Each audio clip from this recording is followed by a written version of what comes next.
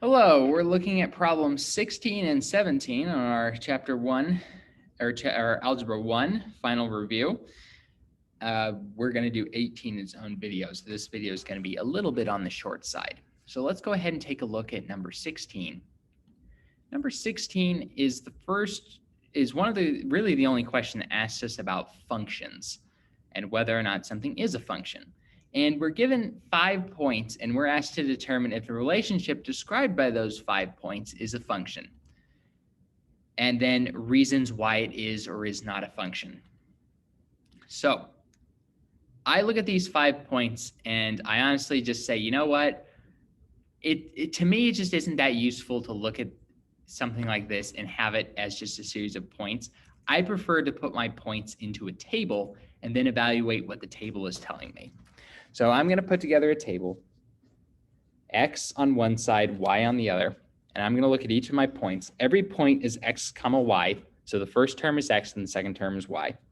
So my first point is 7, 4, 5, -1, 3, -8, 1, -5, and 3, 6.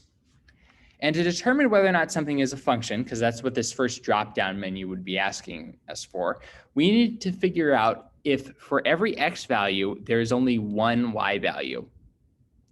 So what this means in particular is if you have the same x value appear multiple times, like if you had 5 appear twice in our list, and that 5 had 2 different y outputs, like say the first 5 was 5, 10, and the second one was 5, -11, then you would say it is not a function because there are 2 outputs for a single x value. It doesn't matter what the y values are, really. All the y values could be the same thing. The only thing that matters is that for a single x value, there is not multiple different y values. And if we look at our table here, the first thing you always want to check is, are any of the x values even repeated at all? And in this table, we have 7, 5, 3, 1, 3, meaning that 3 is repeated 2 times. And in order for this to not be a function, we would have to have different y values for each of those 3s. So for the first 3, our y value is -8, and for the second 3, our y value is +6. Since -8 and 6 are different, that means that this is not a function.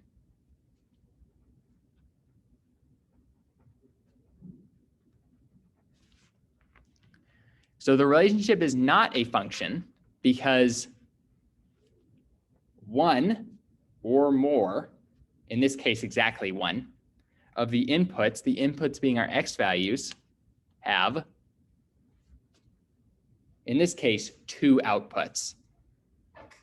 Now, one or more of the x values could have 3 outputs or even more. Really, you just need at one of the inputs to have 2 or more outputs, and it will not be a function. So as long as one of the x values has multiple outputs, what you have is not a function. Or rather, as long as one of the x values has multiple y values that go with it, it is not a function.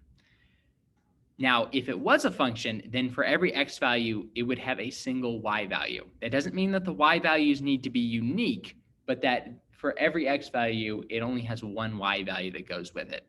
So essentially, we would need to make sure that all the x values in this table are unique, and then it doesn't even matter what our y values are.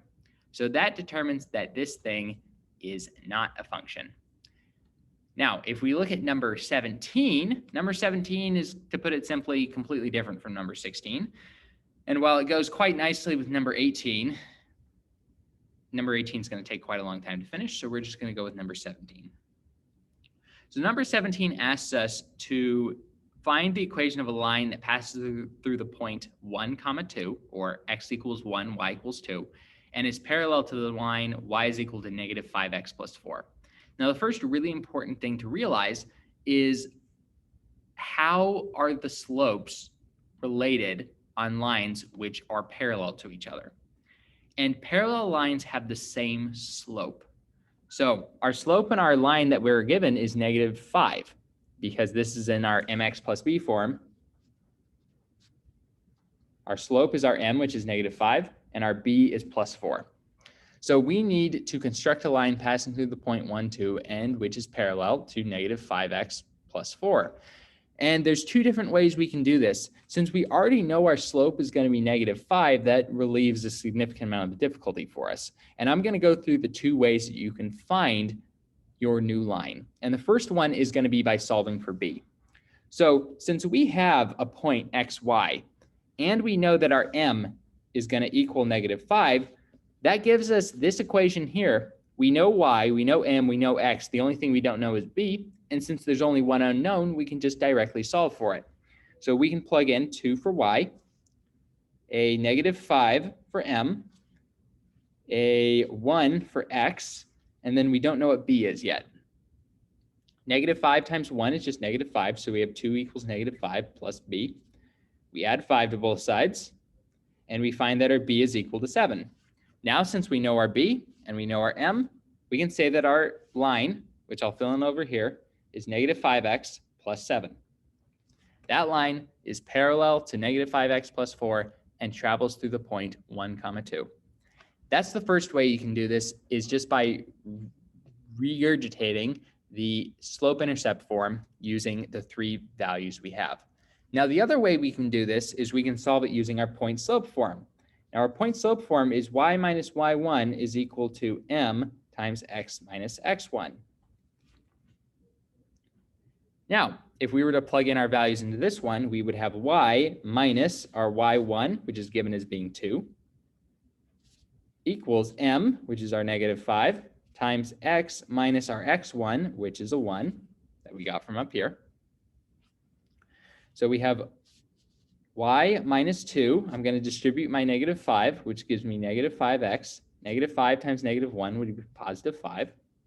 I add this 2 to both sides. And lo and behold, we end up with y is equal to -5x plus 7. Now, you might be asking, well, how did you know that this needs to be in slope-intercept form? And the reason why I know that is because the equation, the solution is given as being y is equal to. Y is equal to is telling us this needs to be in slope-intercept form. Because point-slope form, obviously, is not in y equals form. And the standard form is completely different, so we can avoid that one as well. But that covers writing a parallel line, which is parallel to a given line and passes through a particular point. Just got to recognize your x, y, and most importantly, that parallel lines have the same slope.